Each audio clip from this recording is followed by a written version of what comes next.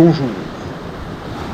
Avant de démarrer ce 4e épisode de randonnée palmée le long des côtes du Var, le 20 juin 2021, je suis allé voter. Comme ça, même si je me noie, eh bien, j'ai exprimé ce que j'avais à dire. Et si vous avez déjà écouté certaines de mes vidéos, vous savez que je n'ai pas ce qu'on appelle la langue de bois et que je dis ce que je pense, surtout lorsque il y a un risque. Eh bien, dans ce secteur de la commune de La Garde, proche de Toulon, il y a des risques de noyade, d'importants risques de noyade contre lesquels j'essaye de faire quelque chose en disant attention. Mais j'ai beau dire attention, je ne suis pas entendu.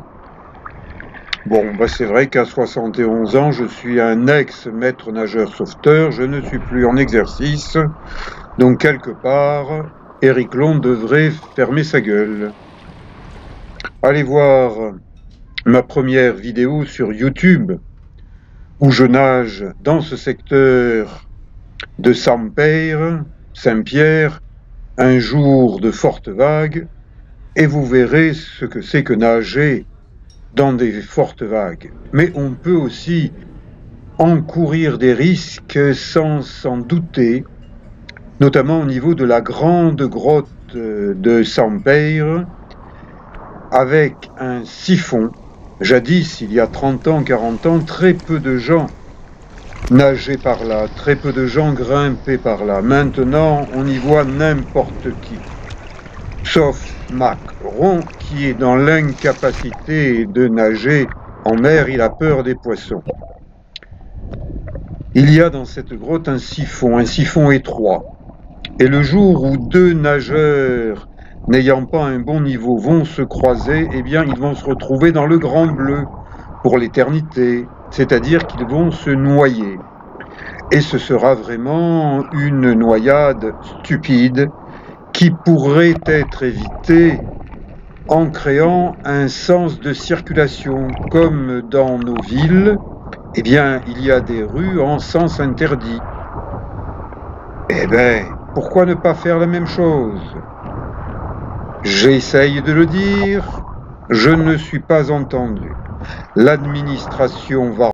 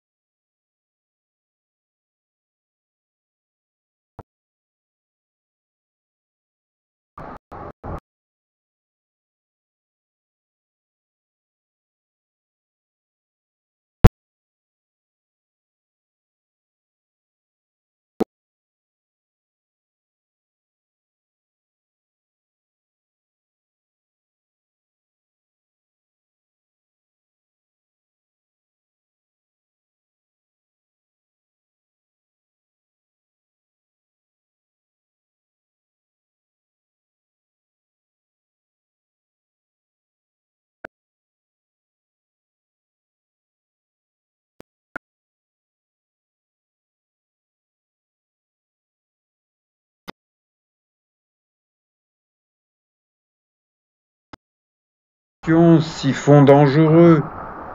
Non, on ne fait rien, on ne dit rien.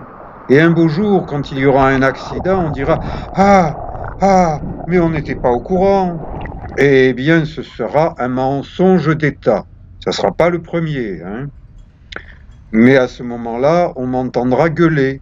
Et j'espère que Macron ira au fond de l'eau, de la mer, avec un boulet au pied.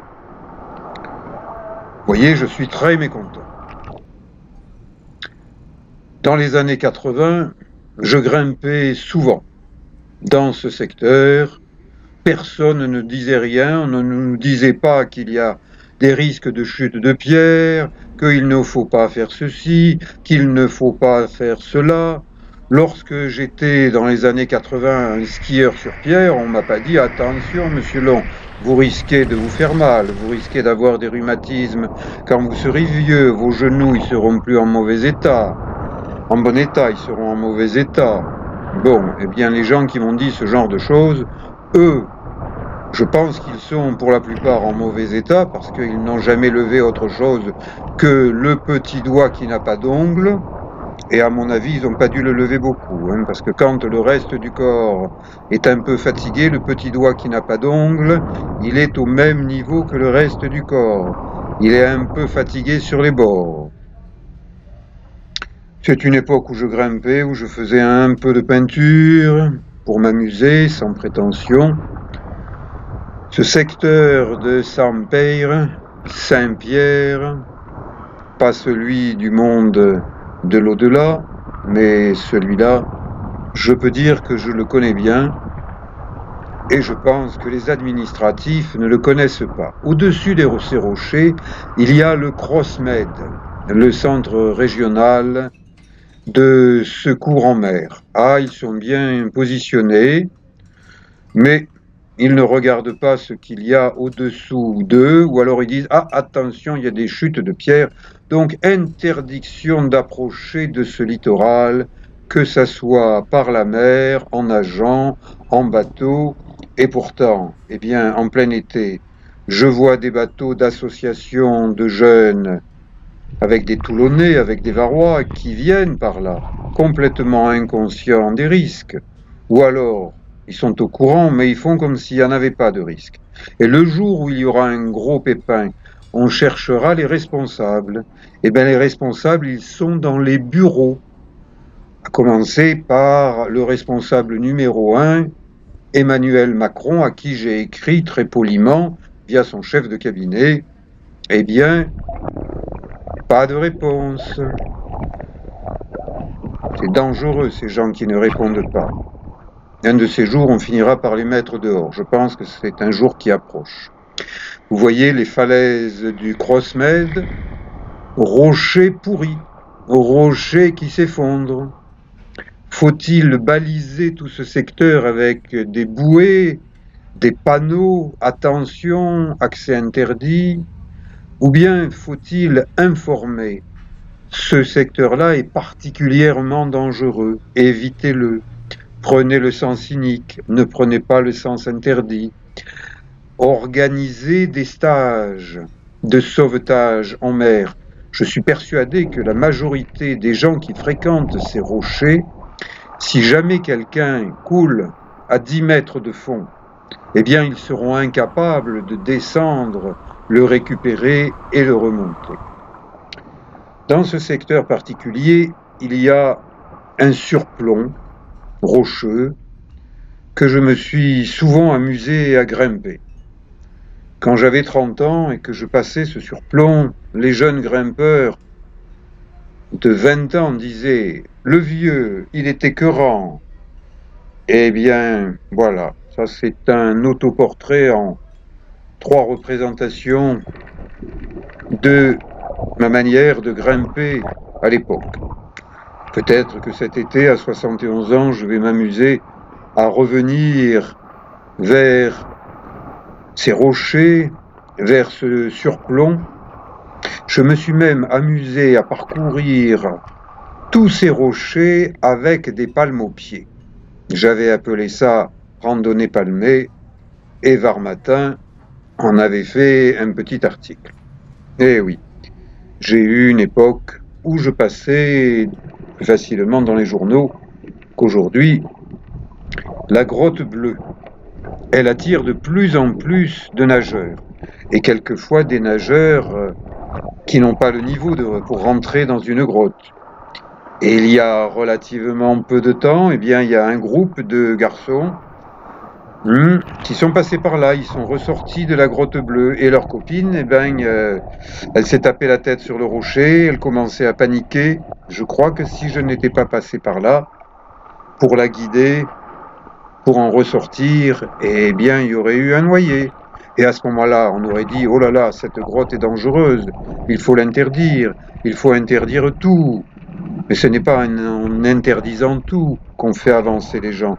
C'est en les éduquant, c'est en leur apprenant à bien nager, c'est en apprenant les gestes qui sauvent si quelqu'un est en difficulté ou si quelqu'un s'est noyé. Sinon, eh bien, ce sont les petits poissons qui vont finir par manger les noyés.